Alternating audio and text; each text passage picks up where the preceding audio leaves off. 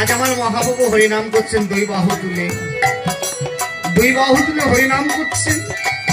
ওই যে ভগবানে বলেছিলেন নারদকে, নারদ এ জগতে কোন দেবতার ছবি থাকবে কি তা জানি না, এ দেবতা তুমি থাকবে কিনা তাও জানি না, কিন্তু প্রতিটা ঘরে ঘরে নগরে নগরে প্রতিটা বাড়িতে বাড়িতে রাধা কৃষ্ণ দুই মিলিত দেহ, সেই রাধা রানী আমার বামে থাকবে, প্রতিটা ঘরে ঘরে সেই রাধা ভাবে নিয়ে পুজো করবে, কোন দেবতা পাবে কিনা জানি না, রাধা রানী সেইভাবে গৌর হরি, সেইভাবে ভাবিত গৌর হরি আমার দুই বাহু তুলে হরি নাম করছে। এদিকে নবদ্বীপের সিদ্ধার পণ্ডিত আজ নয়নে জলে কেঁদে কেঁদে বুক ভাসাচ্ছে, নবদ্বীপের মাটিতে নয়, নবদ্বীপের বাজারে। সিদ্ধার বাবু দুটো আলু, দুটো পটল, দুটো কাঁচকলা নিয়ে বাজারে বসে আছে। বাজারে যখন বসে আছে না, বাজারে বিক্রয় হচ্ছে না, কেন জানেন? যে 1 কেজি মানে 1 কিলো আলু নিয়ে বসে বাজারে বিক্রয় করবার জন্য, আর একজন 1 মণ আলু নিয়ে বসে আছে।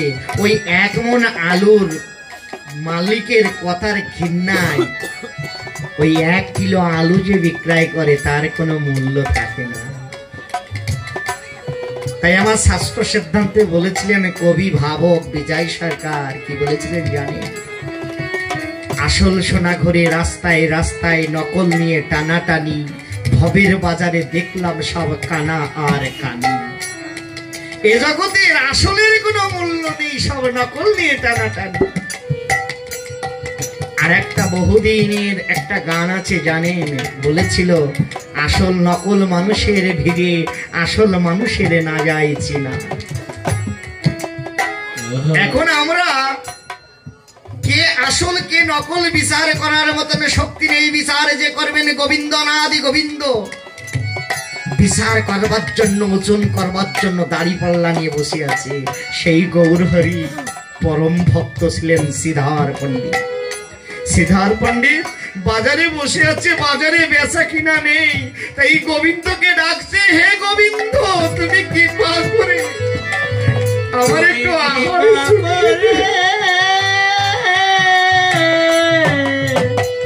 তুমি আমার একটু আহার জুটিয়ে দাও ঠাকুর।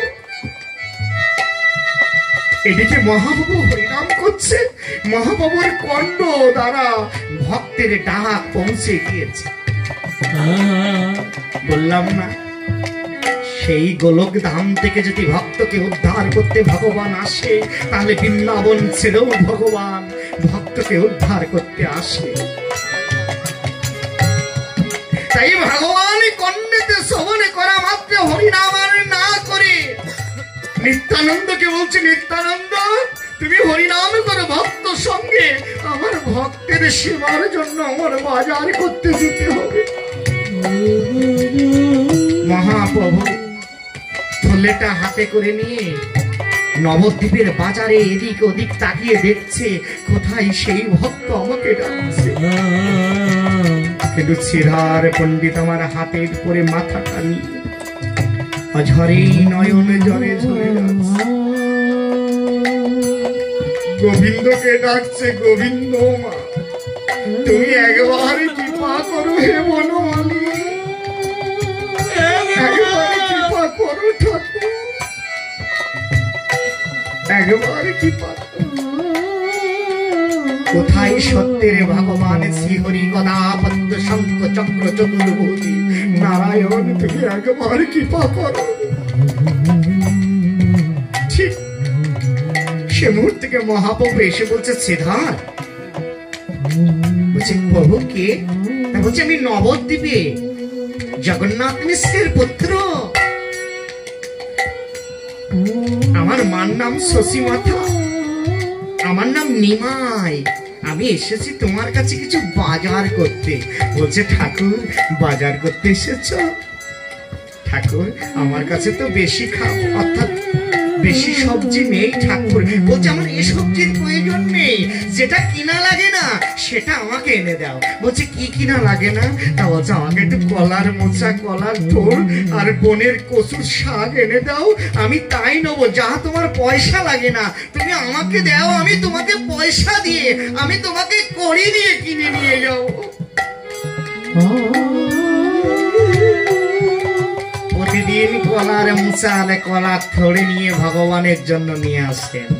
কিন্তু শ্রীধর পণ্ডিত জানে না যে এই ভগবান নিমাই পণ্ডিত ভগবান কলির জীবের উদ্ধার দাতা, যে সৃষ্টিকর্তা, যে পালন কর্তা, যে উদ্ধার কর্তা, সেই ভগবান অনন্তকালের ভগবান, অনন্ত শক্তিময় গোবিন্দ এসেছে কলির জীবকে করাতে আজ বৈষ্ণব দেশে। শাস্ত্রে বললেন, কি বললেন? জীবের নিস্তার লাগিয়া, দেখেছেন, জীবের নিস্তার লাগিয়া নন্দ সুত গৌর হরি ভুবনেতে প্রকাশ হলেন গুরু রূপ ধরি। তাই ভগবান গুরু রূপ ধরে নিতাই আর গৌর এলেন দুটি ভাই। আজ মহাপ্রভু বলছে বাজারটা করেছেন, করার পরে কলার মোচা থোড় দিয়েছেন, মহাপ্রভু থলের মধ্যে নিয়ে চলে যাচ্ছে। সে সময় পেছন থেকে কিছু বললেন না, পয়সা দিলেন না, মানে কড়ি দিলেন না। এভাবে একদিন, দুদিন, 3 দিন, 4 দিন করে নিয়ে যাচ্ছে। যাবার পরে ঠিক 7 দিনের মাথায় শ্রীধর পণ্ডিত নিমাই মহাপ্রভুর হাতখানা ধরে বলছে, প্রভু প্রতিদিন তো আপনি বাড়ি নিয়ে যান, আমাকে আজ কড়ি দেবেন না? মহাপ্রভু বলছে, শ্রীধর তুমি আমার কাছে কড়ি চাও, আজ আমাকে কলার মোচার থোড় দাও। তোমাকে যেদিনে ভব নদীর ঘাটেতে পার হবে সেদিন আমি মাঝি হয়ে তোমার বিনা করিতে পার করে নিয়ে যাব। সেদিন আমি তোমার মাঝে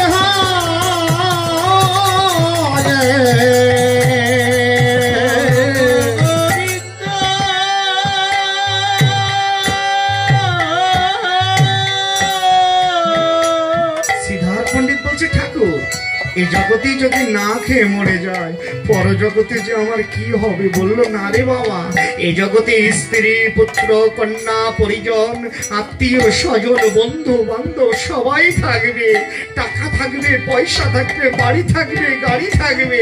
সেদিনে ভব নদীর ঘাটেতে যেদিনে তুমি যাবে সেদিন তোমার সোনা দানা, টাকা পয়সা, হীরা কাঞ্চন, স্ত্রী, পুত্র, কন্যা, পরিজন কেউ থাকবে না তোমার পাশে। সেদিন তুমি একবার কৃষ্ণ বলে আমাকে দেখো, আমি তোমাকে পার করে নিয়ে যাব। বললো, ঠাকুর আমি সেই আশাই থাকলাম। শ্রীধর পণ্ডিত দুটো বাহু তুলে কীর্তন করছে, কি করে? নিতাই বলো ভাই, হরি বলো ভাই, নিতাই বিনে গৌর বিনে প্রেম দাতা নাই। নিতাই বিনে গৌর বিনে প্রেম বিনে নাই। নিতাই বলো গৌর বলো, নিতাই বলো ভাই, নিতাই বিনে কলি জীবে প্রেম দিতে কেহ নাই। এই ওরে নিতাই বলো গৌর বলো, গৌর বলো ভাই, তাই বিনে কলি দিবে প্রেম দিতে আর কেহ নাই। প্রেমানন্দ বাহু তুলে, প্রেমানন্দ বাহু তোলে, প্রেমানন্দ বাহু তোলে, প্রেমানন্দ বাহু তোলে। নিতাই বলো ভাই, নিতাই বিনে কলি দিবে প্রেম দিতে নাই। নিতাই বিনে কলি দিবে প্রেম দিতে নাই। নিতাই হলো প্রেম দাতা, গৌর হলো উদ্ধার কর্তা। নিতাই বিনে গৌর বিনে আর কেহ নাই। আর নিতাই হলো প্রেম দাতা, গৌর হলো উদ্ধার কর্তা। নিতাই বিনে কলির যুগে আর কেহ নাই। নিতাই হলো প্রেম দাতা, গৌর হলো উদ্ধার কর্তা। নিতাই গৌর বিনে আর কেহ নাই। আর নিতাই হল প্রেম দাতা, গৌর হল উদ্ধার কর্তা। নিতাই গৌর বিনে ভাই উদ্ধারিতে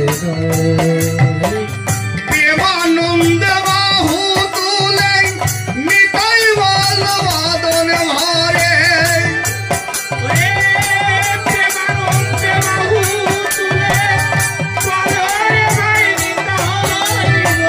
প্রেমানন্দ বাহু তুলে বাদন ভরে বলে সবে।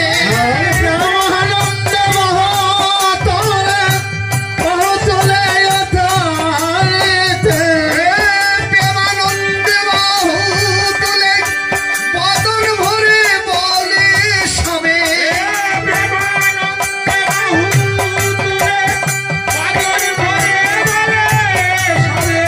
নিতাই নিতাই নিতাই নিতাই গৌর গৌর গৌর ভাই। নিতাই নিতাই বলো সবে।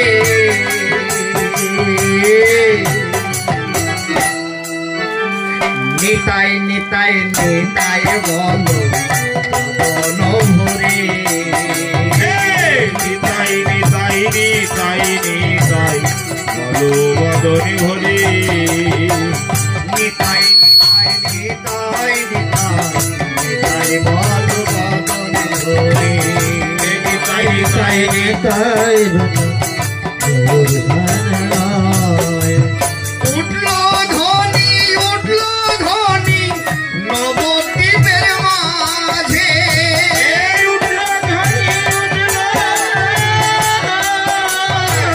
ধরি নবদ্বীপের মাঝে। এই উঠলো ধ্বনি নবদ্বীপের মাঝে। উঠলো ধ্বনি নবদ্বীপের মাঝে। ওই তো ধ্বনি নবদ্বীপের মাঝে। ওই তো ধ্বনি নবদ্বীপের মাঝে। গুরুর ধ্বনি জয়ের ধ্বনি ওই তো ধ্বনি রে।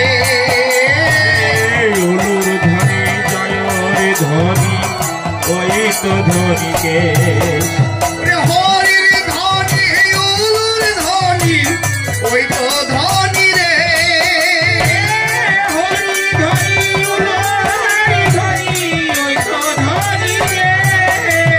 নিতাই বিনে কলি জীবে আর কেহ নাই রে।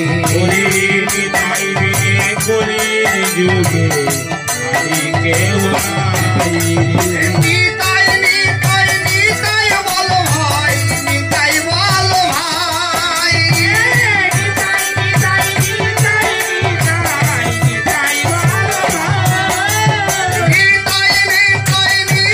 নিতাই নিতাই বলো ভাই।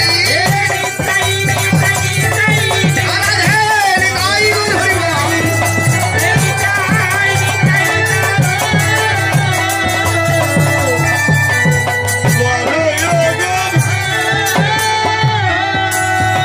শ্রীধর পণ্ডিত আমার নয়ন জলে কেটে কেটে মহাপ্রভুর গুণগান করছে, যখন হরিনাম করছে। এবার নিত্যানন্দকে ডেকে ডেকে বলছে, নিতাই আমি প্রতিটা জীবের দ্বারে দ্বারে নাম দেওয়ার কথা বলেছিলাম, তুমি কি দিয়েছো? তো বলছে, হ্যাঁ হে গোবিন্দ, হে মাধব, আমি নাম দিয়েছি প্রতি জীবের দ্বারে দ্বারে, কাউকে বাকি রাখিনি ঠাকুর। তো বলছে, কোথায় নাম দিয়েছো তুমি? তুমি তো মিথ্যা বলছো নিত্যানন্দ, তুমি তো নাম দিতে পারোনি। তা বলছে হ্যাঁ, আমি ঘরে বাইরে বনে, অর্থাৎ ঘরে বাইরে নদী নালা খালে বিলে পথে ঘাটে গ্রাম গঞ্জে যাকেই দেখেছি তাদের হরিনাম দিয়েছি। হরিনাম দিয়েছে যখন এ কথা বলছে, বলছে না নিতাই, তুমি হরিনাম দাওনি, এক জায়গায় বাকি আছে। তা বলছে তুমি বনেকে, বনের ভিতরে সকল জীবকে তুমি হরিনাম দিয়েছো। তা বলছে না প্রভু, ওখানে বড় বড় বাঘ আছে, ওখানে নাম দিতে যেতে পারিনি। কেন? ওই হিংস্র পশু যদি আমাকে খেয়ে নেয়। তা বলছে নিতাই, বনের পশুকে দোষ দিও না, মনের পশুকে আগে দোষ দাও। বনের পশুকে বশ করা যায়, কিন্তু মনের পশুকে নয়। কেন জানো নিতাই? বনের সাপে কামড়াইলে ওঝা মেলে, মনের সাপে কামড়াইলে ওঝা নাহি মেলে রে নিতাই। ও নিতাই, তোমার নিজের ভিতরের সিংহকে দমন করে বনেতে নাম প্রচার করো। বলছে না বাবু, নাম প্রচার কি করবো, আমাদের তো ভয় করছে। না নিতাই, তুমি হরিনামের নিশানটা তোলো, মৃদঙ্গ বাজাও, করতাল বাজাও, আমার সাথে বনেতে চলো, আমি আগে আগে হরিনাম করতে করতে যাব। বনেতে যে হরিনাম করলেন, দেখেন বনের ভাল্লুক বাঘ হরিণ সহ সকল জীব হেসে গেলেন। হরিণ চিন্তা করলেন অনেক মানুষ বনেতে কেন, অনেক পশু কেন, তাহলে ওখানে কি হয়েছে, আমি একটু যাই তো। এখন লাফাতে লাফাতে যে দেখে এক বাঘের সামনে হরিণটা দাঁড়িয়েছে, পেছন তাকিয়ে দেখে যে সিংহ আমাকে খায়, সেই সিংহের সামনে আমি কি করলাম। কিন্তু হরিণটা মনে মনে ভাবছে যে হরিণ, বাঘ, হে সিংহ, তুমি আমাকে খাবে, সারা জীবন তোমার সাধনা, আজ তোমার সামনে তুমি আমাকে খেয়ে নিলেও আমার কোনো দুঃখ নেই। কেন?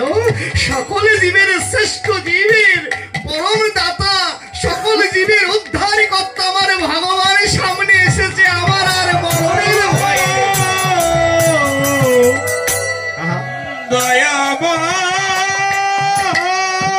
গৌরের প্রেম, গৌরের ভালোবাসা, নিতার আদর্শই অদ্বৈতের কৃপা হয়ে আজ বনের পশুর দ্বারাও নাম দিয়েছিল। বনের পশুকে তরিয়েছিলেন, বনের পশু দুটো হাত মিলিয়ে হরিনাম করেছিল। দেখবেন এটা চৈতন্য ভাগবতে, চৈতন্য চরিত্র ভাগবতে লেখা আছে।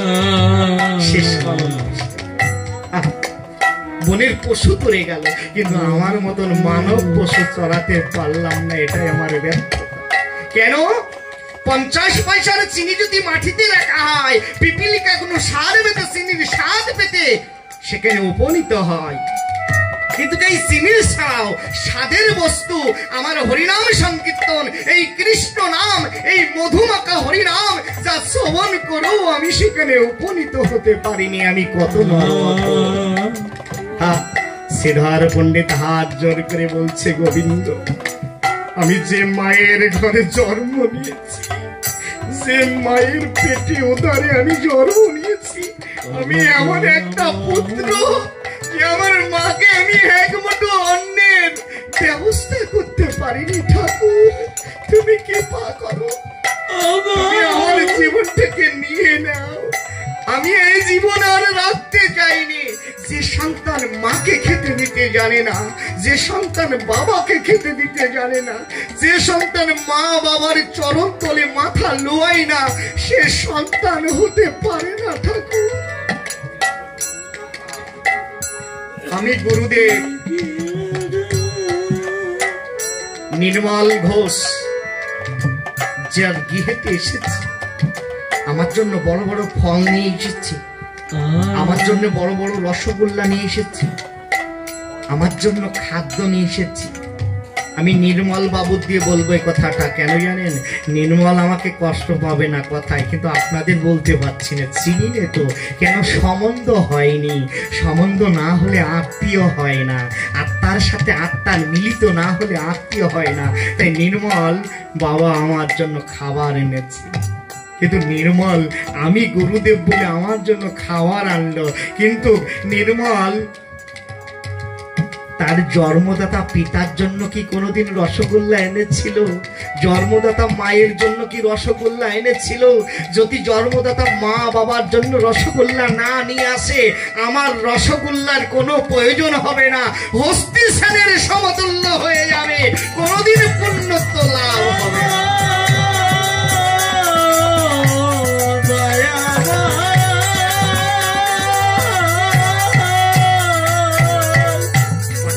কষ্ট পাচ্ছেন না তো? বলেন তো, কচুর মধ্যে রাজা কোন কচু? হ্যাঁ, কি কচু? হ্যাঁ, মান কচু। বাহ। কলার মধ্যে রাজা কোন কলা? মানে যাকে বলা হয় রম্ভা।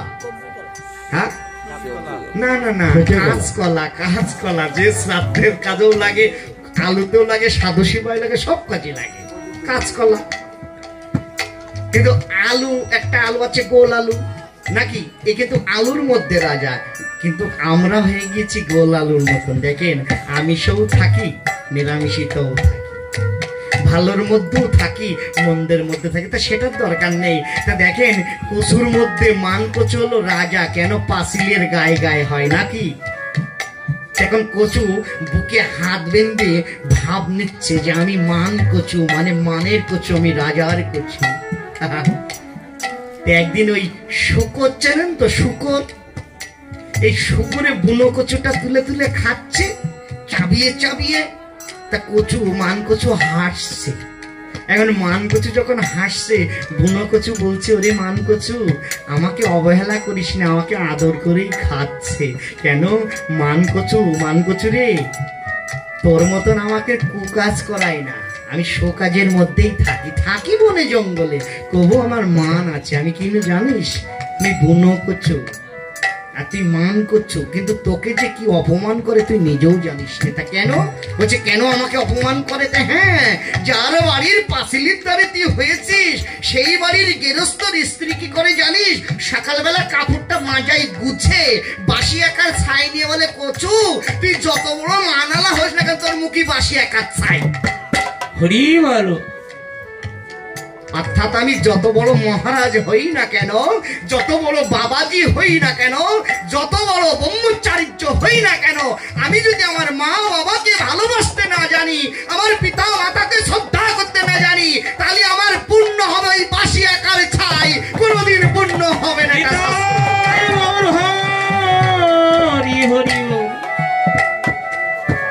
জয় রাধে। আর একটা কথা বলে যাব, ভাগবত বিশ্রাম দেবো, কষ্ট পাচ্ছেন কেন জানেন?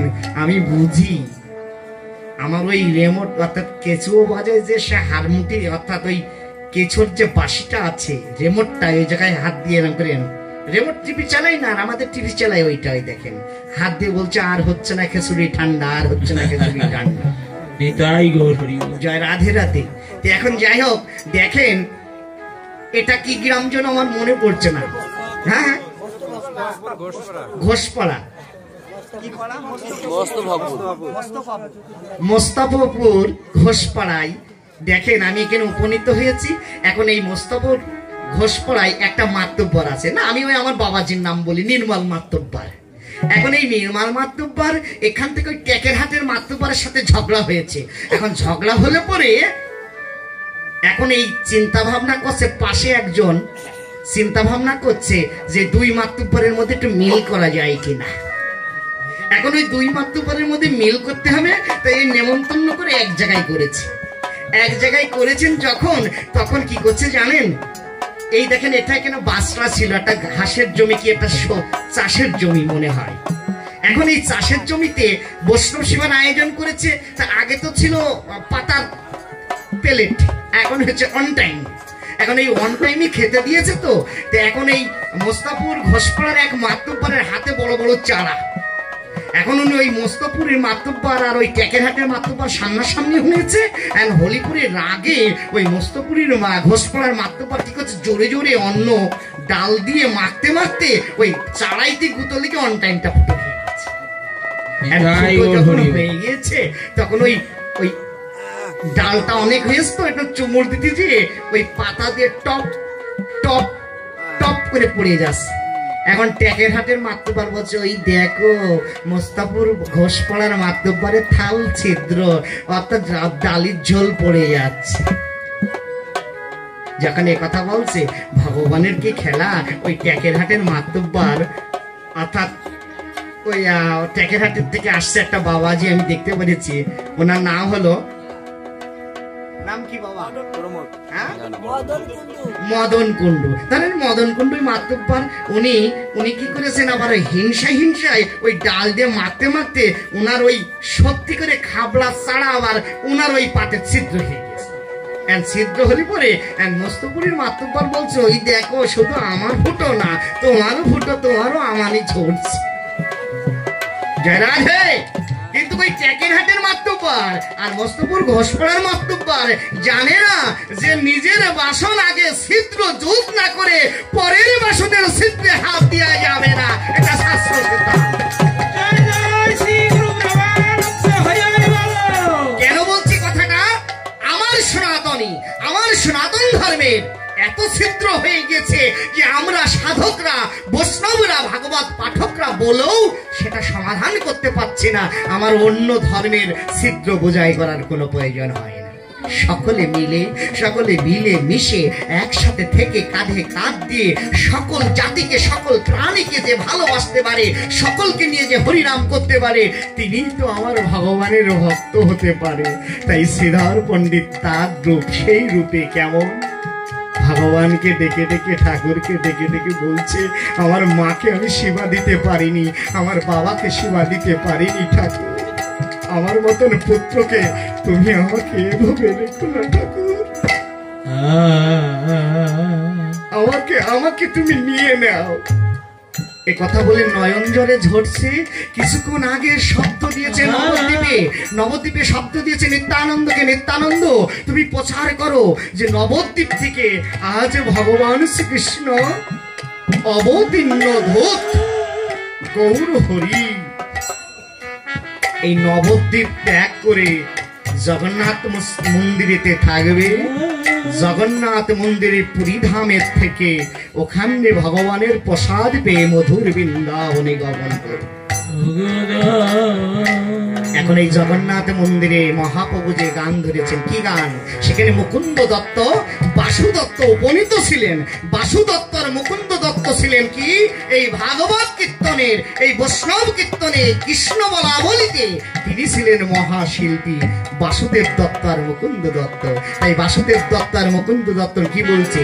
জয় জগন্নাথ, জয় জগন্নাথ, অনাথের নাথ তুমি, জয় জগন্নাথ, জয় সবাই গাবেন, সবাই গাবেন, জয় জগন্নাথ, অনাথেরি নাথ তুমি, জয় জগন্নাথ, জয় জগন্নাথ, জয় জগন্নাথ, অনাথের নাথ তুমি, জয় জগন্নাথ,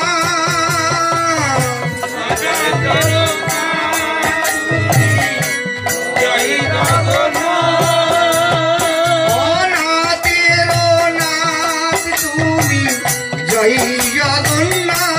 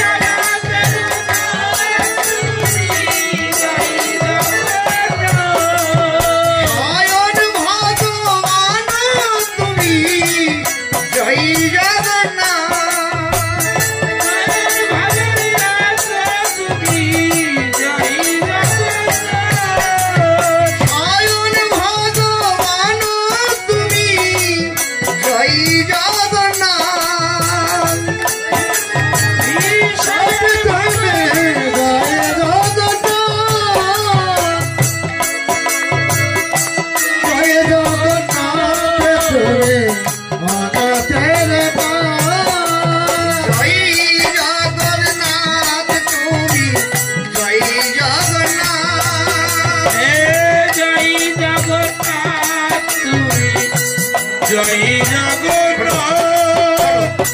এটা কেন বললেন জানেন? ভাগবত সিদ্ধান্ত। কি সিদ্ধান্ত? লক্ষ্য হীরা, যাকে বেশ্যা হীরা বলে গাল দিত, এই লক্ষ্য হীরা একদিন জগন্নাথ মন্দিরে গিয়েছিলেন পুরী ধামে। দাড়ি তাকে ঢেকতে দিয়েছিলেন না। কেন? লক্ষ্য হীরা বলেছিল, দাড়ি আমাকে একটু জগন্নাথের সাথে দেখা করাবে। তা বললো, না তোমাকে দেখানো করা যাবে না। তোমার নাম কি? তা বললো, আমার নাম লক্ষ্য, সবাই ডাকে আমাকে বেশ্যা হীরা বলে। বললো, না না না, ছি ছি ছি ছি, বেশ্যা হীরার সাথে জগন্নাথের সাথে দেখা হয় না। বললো, তুমি যে বলো আমি হরিদাসের ভক্ত, আমি এসেছি জগন্নাথের সাথে দেখা করতে। বললো, না না, জগন্নাথ কেবল সেবা করে বিশ্রামে আছে। বললো, না, একবারে না, দুবারে না, তিনবারে না, পাঠিয়ে যখন দিলে, এবার যখন বলছে দাঁড়ি হবে না, চতুর্বারের বার। লোককে হা বলেছিল, তুমি যে জগন্নাথের কাছে প্রশ্ন করবে, তুমি জগতের জগন্নাথ না শুধু পুরী ধামের জগন্নাথ? লক্ষ্য হীরার কথা শুনে জগন্নাথের কাছে যখন বলে, পুরী ধামের পাহারাদার তাকে বলেছিল, হে দাঁড়ি তুমি এখনো দাঁড়িয়ে আছো? তার হাতের ঝেঁটাটা জগন্নাথের মন্দিরে টাঙিয়ে থাও, যাতে সাধুগুরু বৈষ্ণব আসলো অমর ভক্তের ঝেঁটাটা যেন মাথায় বুলিয়ে জগন্নাথ দর্শন করতে আসে।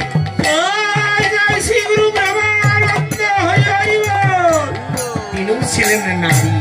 হ্যাঁ, তাই তিনি পদকর্তা